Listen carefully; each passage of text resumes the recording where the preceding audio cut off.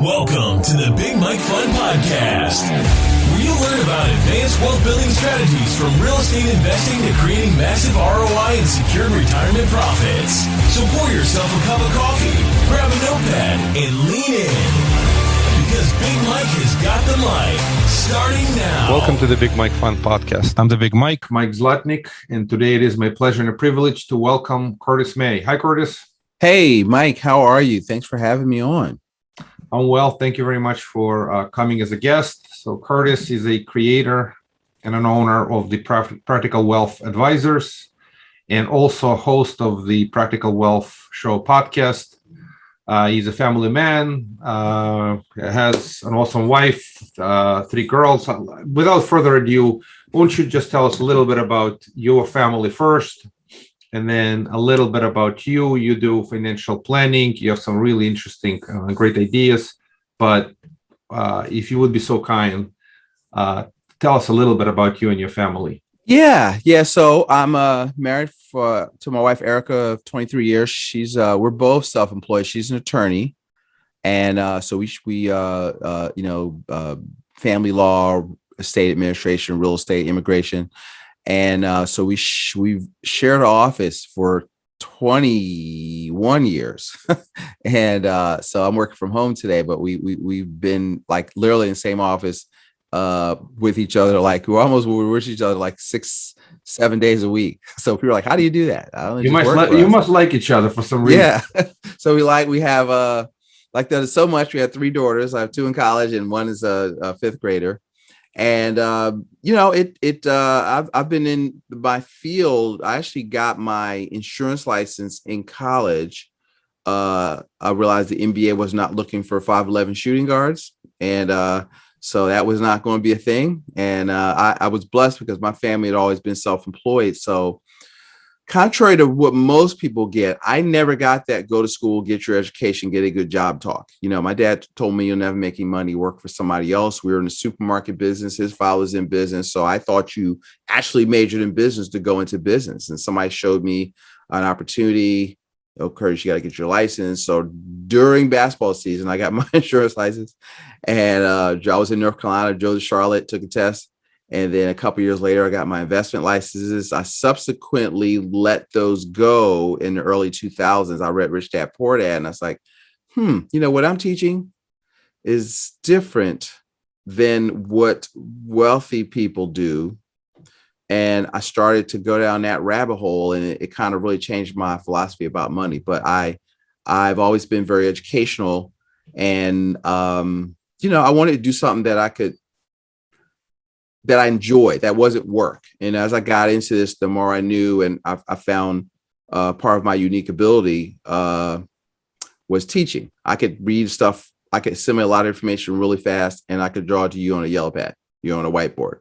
And so I've decided, I really fell into learning how to, become a financial educator is really what I think I am, because I believe that what you know today will determine where you'll be at 5 to 10 years from now. So root word of educate is a do say, which means to draw out. So I don't tell people what to do. I show them how the game works, and then we figure out what's the best way to get you from point A to point B. Thanks for the great introduction. So I guess you had a career in college playing basketball. We're not going to spend much time, but it sounds like you had a choice trying to go for NBA or I didn't really have that choice. I just woke up to the fact that was not going to be a choice. Yeah, it's very tough. That is I found it early. A lot of people still living that 27. They're still living that dream, being a gym rat. I was like, nope, this is not going to be a thing. Now it's just summer leagues and pickup ball.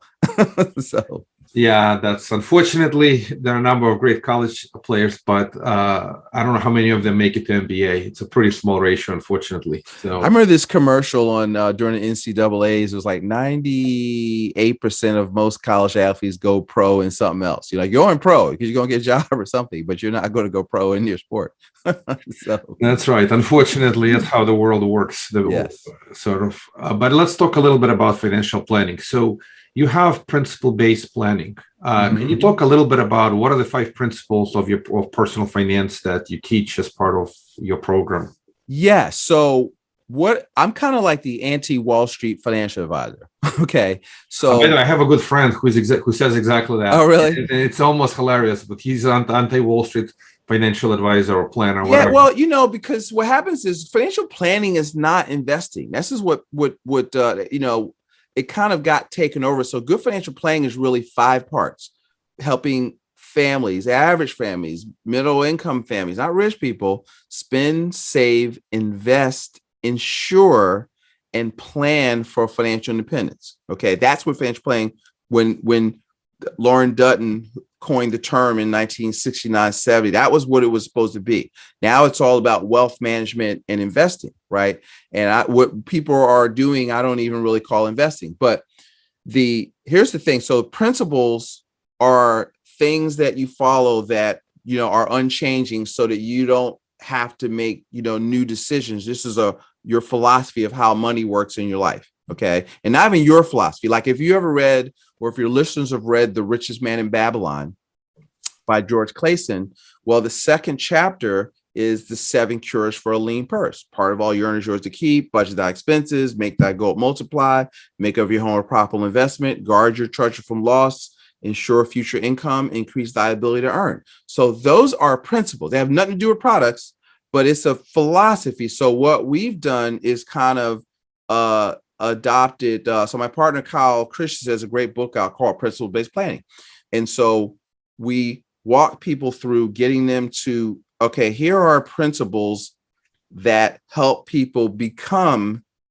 and remain financially free. Okay, and so the principle 1 is save. Okay, save 15% or more of your gross income. So now when I say save, I don't mean, okay, Curtis, I'm putting 12% in my 401k. That's not saving. Okay. Savings, safe, liquid, accessible, guaranteed. That's saving. Okay. And so you have to start with that. The second principle, I'm going to go through them fast and we can dig into them later if you want. The second principle is maximum protection. So I call that playing defense. So while you're building your empire and your listeners are building their investments, people skip the step where you have to protect the kingdom. Right. And so what could happen? You could die prematurely. You could get sick. You could get laid off. You could get sued. You could be in an accident. You could have a fire. And so maximum protection is, like insurance, for example, homeowners insurance or insurance is to indemnify you. Mean, so if you have a loss, it's supposed to make you whole. It's not going to make you rich, but it should bring you back to where you were before the loss. So when we look at maximum protection, we just look at all of your protection vehicles across the board to make sure that you're playing defense. That's the principle of maximum protection. Okay. The third principle is full replacement of assets at death. Okay. And so that is really to go against the idea of self-insurance. Oh, let's just buy term investor difference. And when you have all this money, you can drop the insurance. That is, I'm trying to say this without cursing. That's moronic advice. I mean, if you paid your house off, would you drop your home? If you paid your mortgage off, who in their right mind would drop their homeowner's insurance? No, that makes no sense. Right. And so, but people think that way with life insurance, but life insurance is property insurance. Okay. And so what it does is if you have life insurance, permanent life insurance, then what it does is if either one of you or a spouse would pass away, that makes sure there's a tax-free fill up of your money bucket, right? So it gives you permission to use your money. So we call full replacement of assets at death. And that's going against what I call the myth of self-insurance. Okay. So that's a principle. I want you to leave a legacy of wealth and wisdom to go along with the wealth. Fourth is liquidity. The number one problem I see, Mike, is the lack of capital on the individual level because people don't save. And I don't mean access to capital because I was at a real estate conference I was speaking at last weekend, and it was like, here's how you get private credit and how you can access money. That's access to capital. A lot of people don't have that, but I mean capital. See, if you have money, opportunities will find you. You don't have to go looking. And so our goal for that is 6 to 12 months of liquidity, of cash type equivalents, because, COVID happens, stuff happens, life happens, illness happens, and you need, or because the first like 3 months, maybe 6 months, depending on the business, is what I call your emergency fund. Everything above that's your opportunity fund, where you should be like a little hedge fund looking for ways to deploy your capital. That's what in the Richest Man in Babylon, make your gold multiply. That's what that means. And then the fifth is the velocity method. Okay. And so in personal finance, so what is taught for the most part is what we call in our process the accumulation theory: buy and hold, dollar cost average, get out of debt, rule of 72, modern portfolio theory, buy term investor difference. And one of the things you have to do is you've got to decide what you want to be when you grow up. You want to be rich, poor, or middle class. Okay. And so the Daves, the Susies, they're great, but that you won't get you to financial freedom, definitely not 10 years or less, which is our goal, which is passive income greater than expenses, because it's all about give your money away, let the fund manager manage it, and hope that they're really smart. So you have this big pile of money so you can live off for 30 years. So, but that's not what institutions do. Okay. If you took a corporate finance course, they don't teach any of that stuff I just named. They teach velocity of money, right? Which if you're in real estate, that's the Burr method. I was just watching some video this morning with Mr. Wonderful from Shark Tank. And he says, listen, if I put my money into a deal, what does he want to know? How soon do I get my money back? Now, and so that deal is still throwing off cash flow and equity, but he takes that money and puts it into another deal and gets that back. That's velocity. Okay. A lot of times the institutions teach you to buy and hold, but that's not how they make their money. They focus on velocity. They focus on cash flow. They focus on leverage. If they had $1 million in cash and $1 million in debt, they're not debt free. They would consider that a balance sheet neutral decision. They're not trying to get out of debt. They would lever up, pay the monthly payments, and go make that money, make more money. Okay. And then they buy permanent guaranteed products, let's just say, so banks, for example, we like permanent insurance. Bank of America has billions of dollars of permanent insurance. That makes up their tier one capital, where they store their cash that they don't loan out, that they can't lose money. And as much as the regulators will allow them to have is what they have. There's a great book called The Pirates of the Manhattan by Barry Dyke. And he breaks down, he did the research of looking at these people's balance sheets and seeing what they actually own in their balance sheet. I had him on the show a couple months, about a couple months ago now. And we broke it down. It was fascinating, especially like for a money nerd like me. Okay. And so that's principle 5. So it's focused on, when we say velocity, what you're focused on is cash flow. I want people focused on cash assets that produce cash flow. Okay. And then focusing on, if you have a business, growing your business revenue.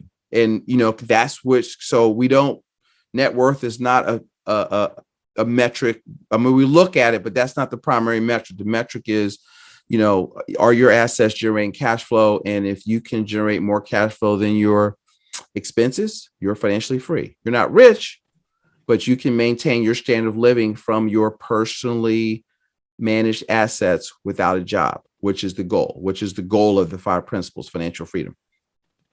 That's a mouthful, but it's great. A lot of phenomenal concepts. I love the idea of the velocity of money. I think that's probably one of the most powerful ideas you could have, certainly in real estate. Mm-hmm. But hear me though, that's last, right? So most investors skip that. They want to go right to the money and they leave themselves exposed.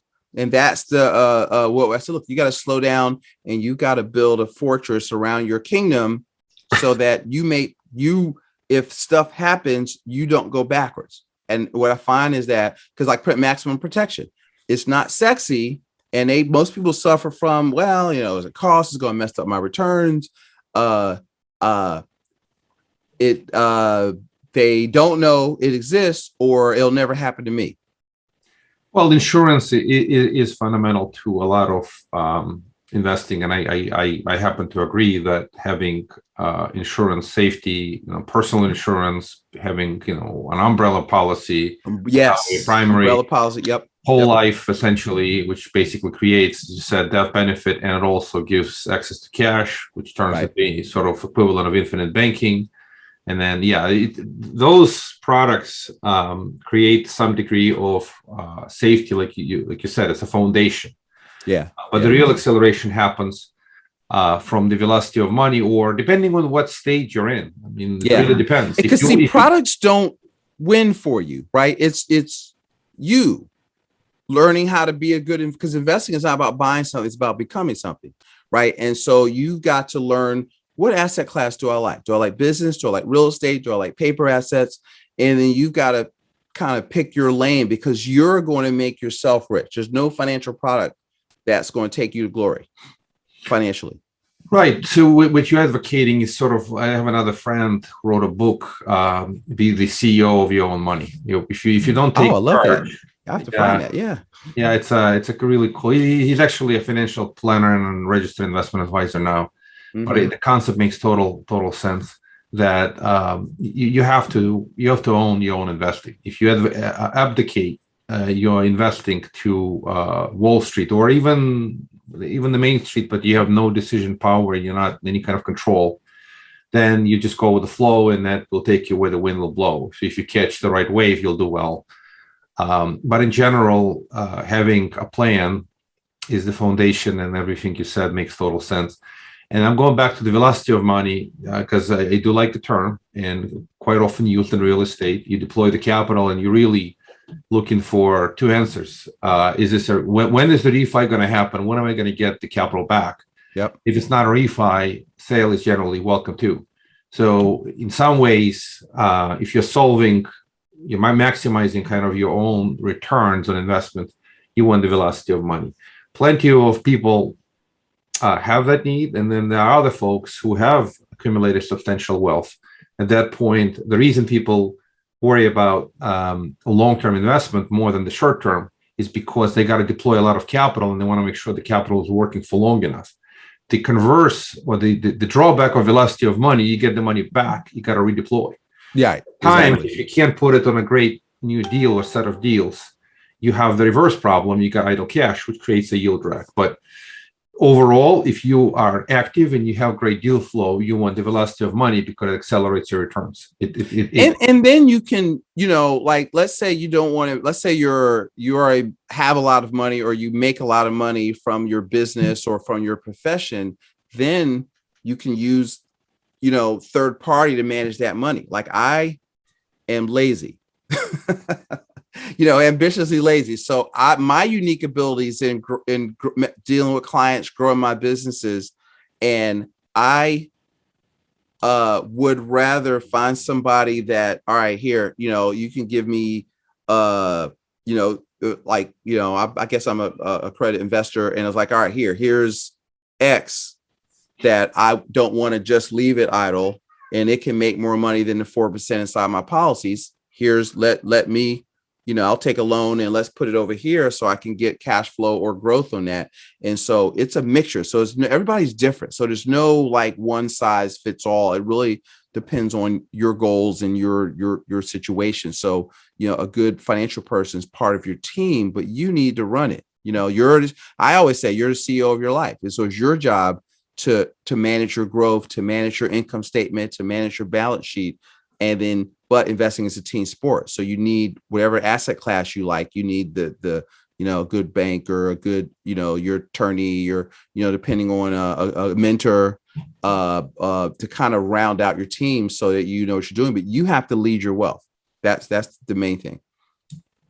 Yeah, I agree with you 100%. So let's just talk about a couple of other great subjects that you've you become an expert in. So what are the four components of an ideal financial plan? Well, what are you that's part of this. So so what you want to do is the plan, it should work no matter what. Okay. So the first objective of the ideal plan is you want to build maximum wealth. Okay. That's component number one.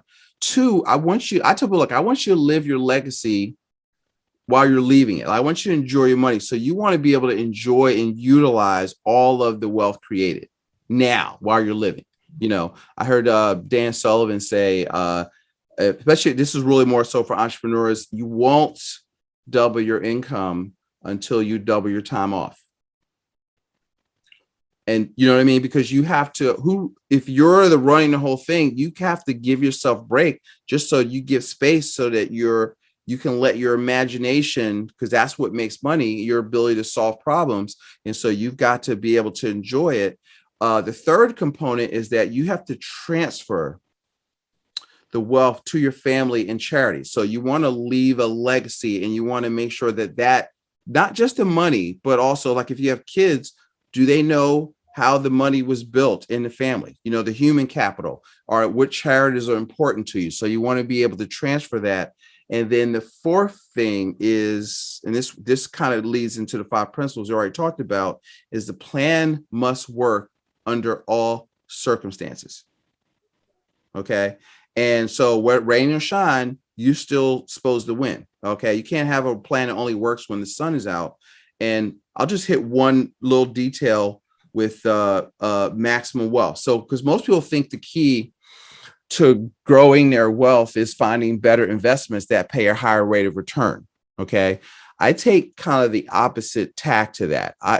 If you want to create maximum wealth, you have to create maximum efficiency first. So the first thing we do at work with people is we look at the efficiency of money. How can we find money that you're losing unknowingly and unnecessarily? So it's like trying to fill up a bucket, but the bucket has holes in it, and you're trying to turn up the volume of the water, find better investments, get a higher rate of return, but your money is leaking out of the bucket at the bottom. Okay. And so there's 5 areas that we focus on helping, and that I would have you guys focus on creating maximum efficiency. One, most wealth is lost by how people manage cash flow.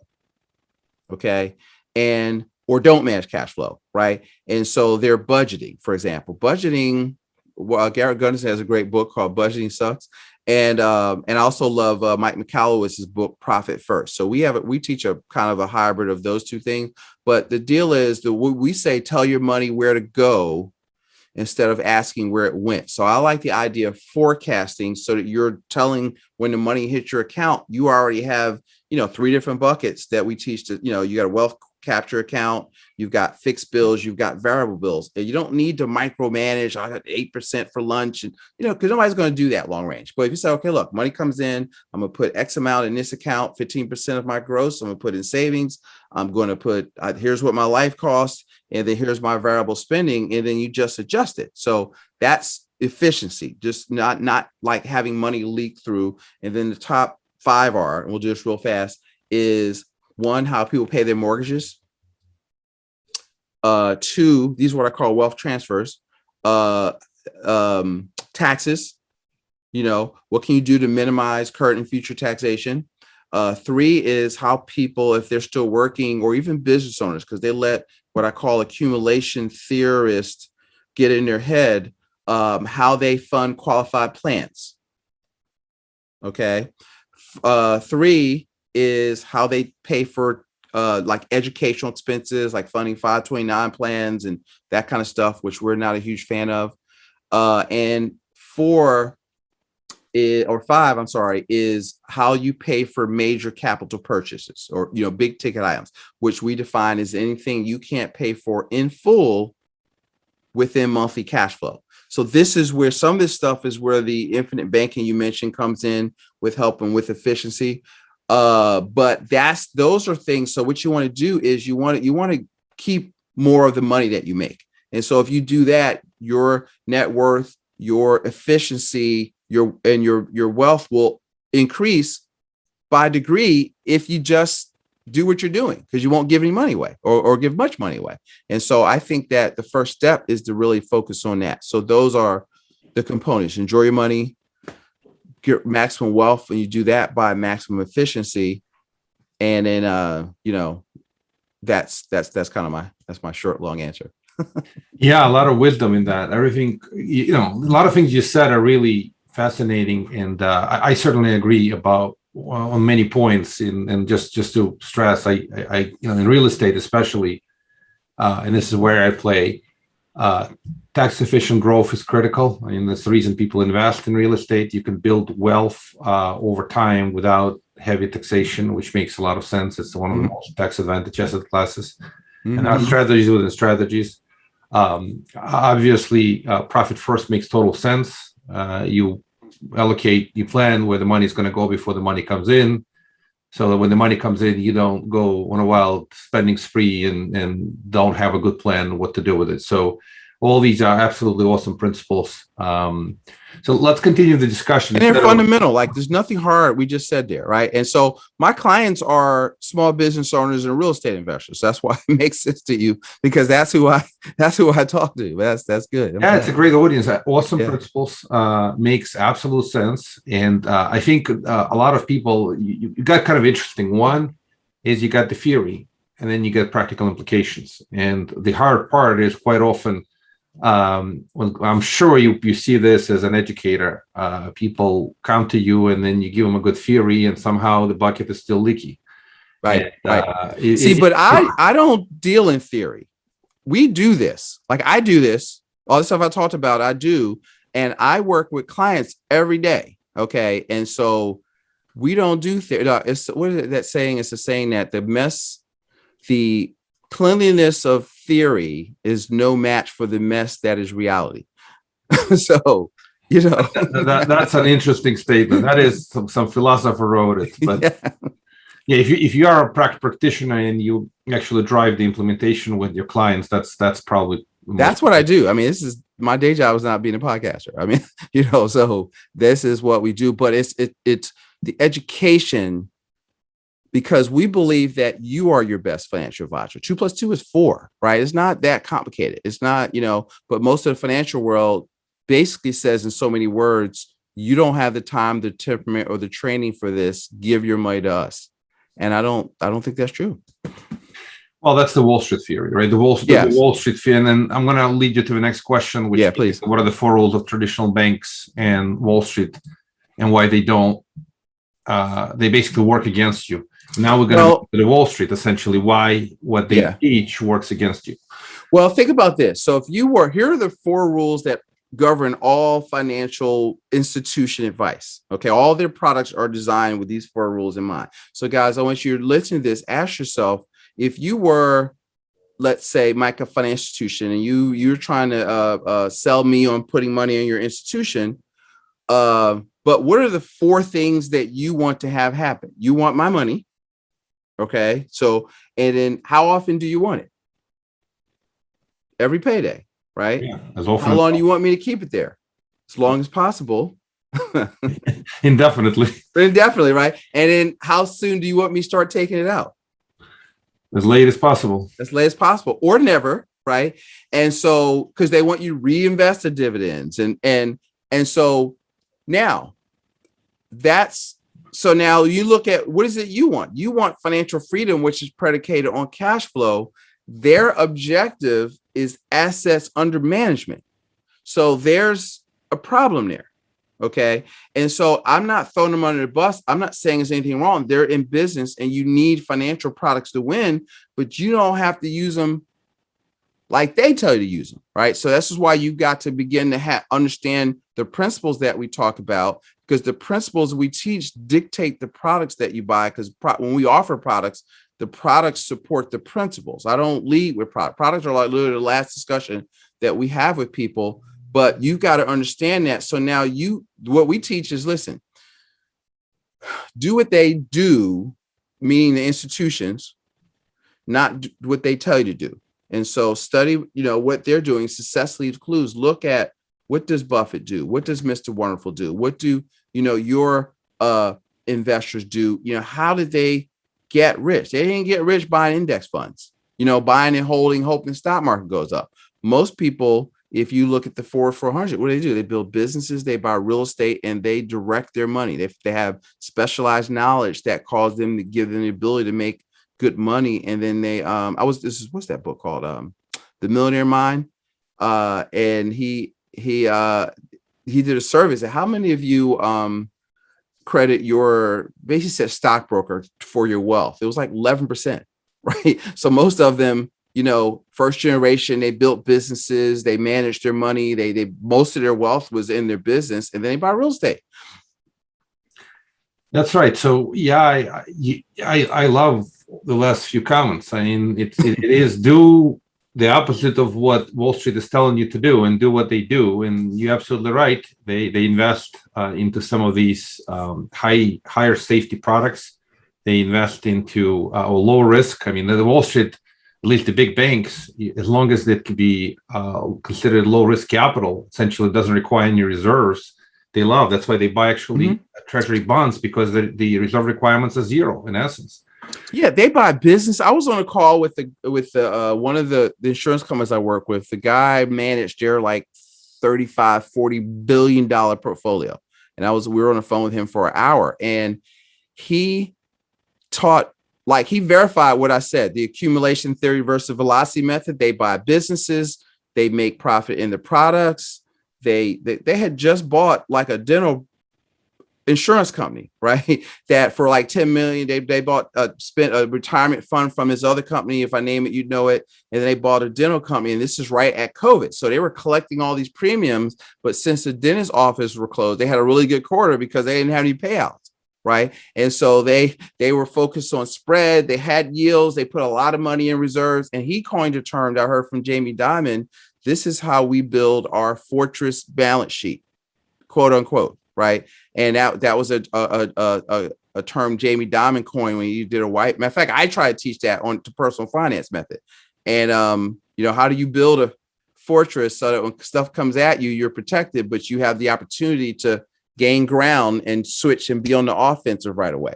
That was brilliant, So anyway, that's Curtis the Money Nerd again. I just, read the banking white paper. That had nothing to do with me, but my thing is I can read that stuff and translate it. How can I use this in personal finance? And that's kind of what we do. And that's a great wisdom if you can translate. Because there's another big problem out there today, and it's a huge problem, and especially in today's day and age. There's a massive information overload. There are a lot of bright and shiny objects, great theories or terrible theories, and the promotion through the internet or social media is to the nth degree. And ability to filter this information and deliver to your clients is very valuable, because there's too much information and you don't know if it's great or not. And picking and choosing sort of the right information and adjusting individual planning and theories is a skill. So I'll give you an example, right? I mean, just very quickly, we were running out of time, but people talking about crypto, and I'm not a big fan of crypto. I've never been a big fan of crypto. And some people have made extreme fortunes or large fortunes in crypto. Does it mean it is something that everyone should be running into? And I have a fundamental issue with crypto that it is purely speculative. It's in greater fool buying the asset, paying more for that. It doesn't. Dollar doesn't have fundamentals either, and dollars get printed. The theory of crypto guys is limited supply, but why not 20 different crypto coins or 1,000 other new crypto coins? So the point that I'm making is that you hear a lot of great ideas, and people have made great fortunes, and they're pushing them forward. But is that the right idea for you or whoever is listening to this? And it may be great ideas. Some financial planners have pushed the theory forward. Everyone should have 5% of their net worth in crypto. So some of these theories sound reasonable in nature, but the fundamental principles, does it fit your principles? If it doesn't fit your principles, then it may be a great and shiny object, and you don't know when it's going to fall apart. So you have any thoughts? Yeah, listen, I'm in total agreement with that. I don't see, because to me, investing is not about, again, buying something. It's about becoming something. So if you're buying it for fear of missing out, or you hope it's going up, you're speculating, right? Because my mind is a speculative asset, right? And so it ain't money till I want to be paid in it, right?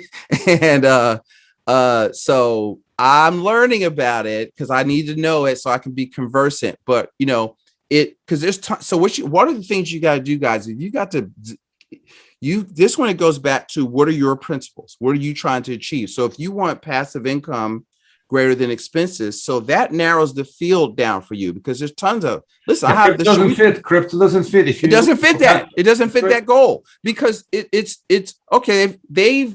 Are they wealthy? Because it's not money until you convert it back into dollars, right? Just like with the stock market being up. Well, okay, all that's an illusion, because you have to sell the shares. So now you've killed the investment, right? And so, people that, I'm getting compound interest with my money. No, you're not earning compound interest. Mutual funds don't earn compound interest. They appreciate and they depreciate every day. based upon the net asset value of the fund at the end of the day. So it's based upon the assumption that the market goes up, that cryptos goes up, but that's an assumption. So when I want principles, I like certainty. I always tell people, look, I'd rather bet on actuarial science, insurance than Wall Street. And so you have to have a foundation so that you don't go backwards. So I'm not saying not speculate, but you have to, here are the 3 rules of investing, and I'll let you let me finish out. But the 3 rules of investing that we teach are: invest, your number one asset is you. So you have to invest in your expertise.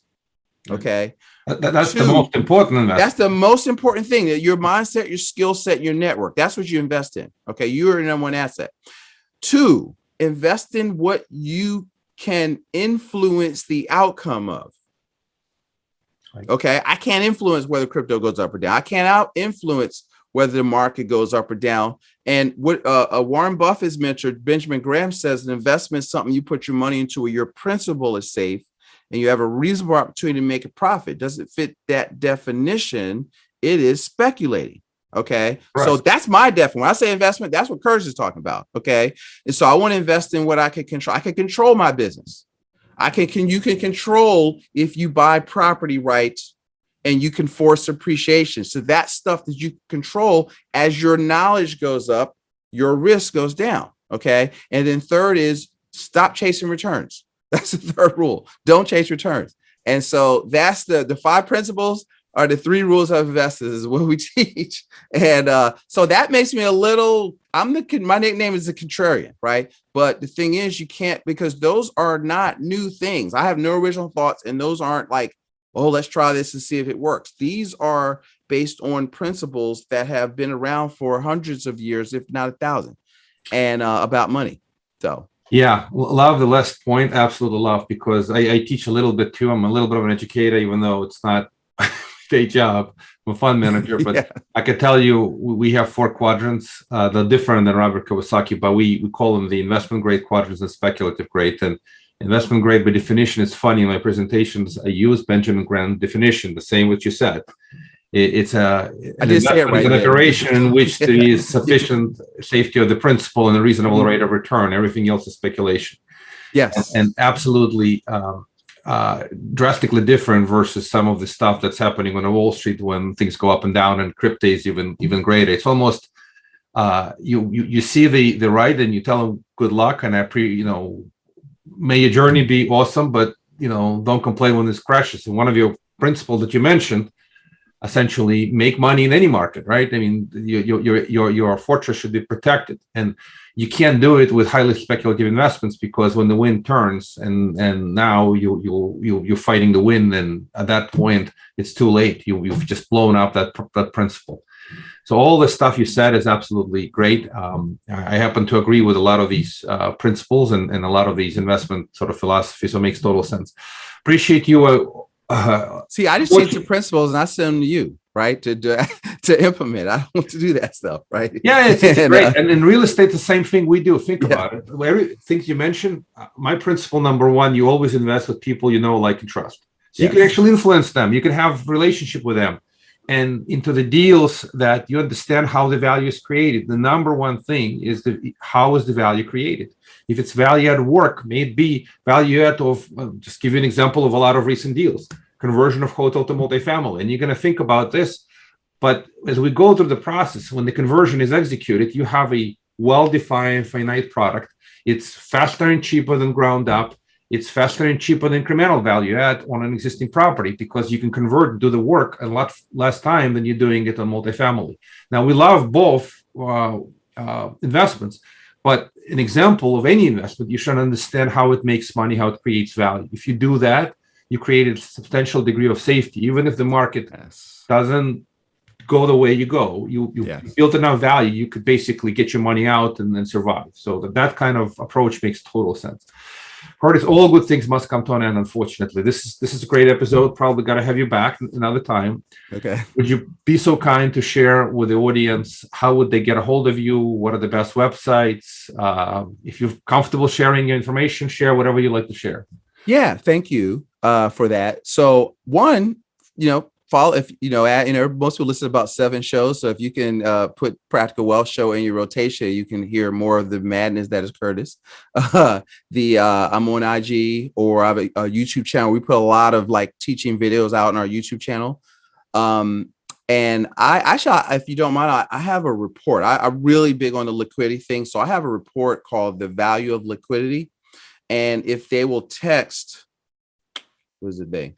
It's 55444 and text "Be the Bank" to 55444, and then we'll send them out a report called The Value of Liquidity. Just let them know that where you heard us at. If we know we respond to it, we'd like to just see where people at and see if we can be of service.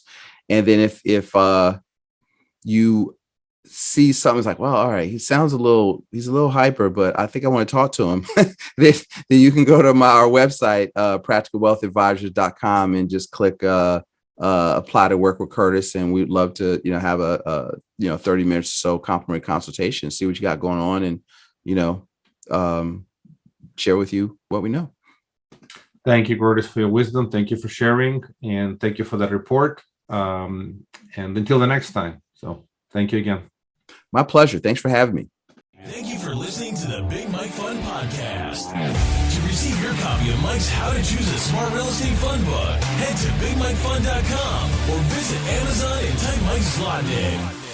Keep listening and keep investing Big Mike style. See you on the next episode.